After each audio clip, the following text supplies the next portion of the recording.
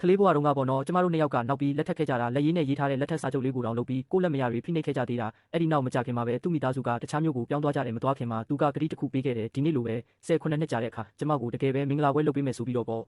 မျက်စိတမိတ်တွင်းမှာပဲ19နှစ်တောင်ပြည့်သွားခဲ့ပြီးသူကလည်းချမ်းသာကြွယ်ဝတဲ့စီတယောက်ဖြစ်နေပြီးကျမရဲ့မိဘတွေကလည်းဆုံးပါသွားခဲ့ကြပြီးမကြခင်မှာပဲဂတိပေးထားတဲ့မင်္ဂလာပွဲနေ့ရောက်လာခဲ့တယ်ကျမလည်းသူတို့သမီးဝတ်စုံကိုဝတ်ဆင်ပြီးတော့ပေါ့ကျမတို့နှစ်ယောက်ရဲ့လက်မယာတွေပါတဲ့လက်ထပ်စာချုပ်လေးကိုကင်ပြီးတော့ဂတိအတိုင်းမင်္ဂလာခမ်းမကိုသွားခဲ့တယ်ဒါပေမဲ့ခမ်းမကျဲကြီးကလုံးဝလူရှင်းနေခဲ့တယ်သူတို့သားကတော့နိုင်ငံခြားကိုထွက်သွားနေခဲ့ပြီး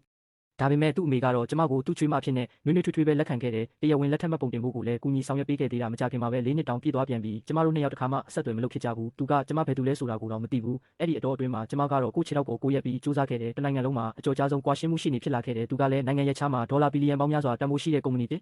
ခုကိုတည်ထောင်ခဲ့တယ်ဒါပေမဲ့သူအိမ်ပြန်ရောက်ချင်းပထမဆုံးလုပ်တာကကွာရှင်းဖို့တောင်းဆိုတာပဲဒါကြောင့်သူကတငယ်ချင်းတယောက်ကိုဒီနိုင်ငံမှာအကောင်းဆုံးကွာရှင်းမှုရှိနေရှာခိုင်းလိုက်တယ်အဲ့ဒီတငယ်ချင်းကသူ့ကိုကျမစီခေါ်လာခဲ့တယ်အဲ့ဒီတငယ်ချင်းကဆရာရဲ့နာမည်ကိုပြောလိုက်တဲ့အခါကျမခဏတာကြောင်းသွားခဲ့တယ်ဘာလို့လဲဆိုတော့အဲ့ဒါကကျမခင်ပွန်းရဲ့နာမည်နဲ့အတူတူပဲဖြစ်နေလို့ပါဒါပေမဲ့တိုက်ဆိုင်မှုတစ်ခုပဲဖြစ်လိမ့်မယ်လို့ကျမထင်ခဲ့တယ်ဘာပဲဖြစ်ဖြစ်လေသူကကမ္ဘာနံပါတ်1ကုမ္ပဏီရဲ့ပိုင်ရှင်ပဲကို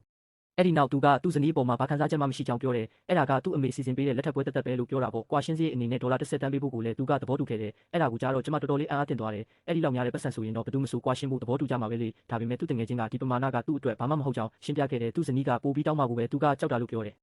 အဲ့ဒီအချိန်မှာပဲကျမရောက်ခါမှကရုတ်တရက်ဖုန်းဆက်လာခဲ့တယ်ကျမခင်မုန်းပြန်ရောက်နေပြီလို့ပြောပြီးအဲ့ဒီညနေအိမ်ပြန်လာဖို့ပြောတာပေါ့ဖုန်းချပြီးတော့ကျမလည်းအတူချုံရှင်းပြပြီးအလျင်အမြန်ပြန်လာခဲ့တယ်ဒါပေမဲ့အိမ်ပြန်ရောက်တဲ့အခါသူ့ကိုမတွေ့ခဲ့ရသေးဘူးအဲ့ဒီအစားကျမရောက်ခါမှကနောက်နေ့ညမှာလုံးမဲ့ပရာဟိတပွဲကိုသူ့ကိုစားတက်ပေးဖို့ပြောတယ်မမျှော်လင့်ပဲဝင်ပေါက်ကိုရောက်တာနဲ့ကျမကကောလိပ်တုန်းကတငယ်ချင်းဟောင်းတစ်ယောက်နဲ့တိုးခဲ့တယ်သူကကျမကိုဆင်းရဲတာနဲ့ပတ်သက်ပြီးလှောင်ပြ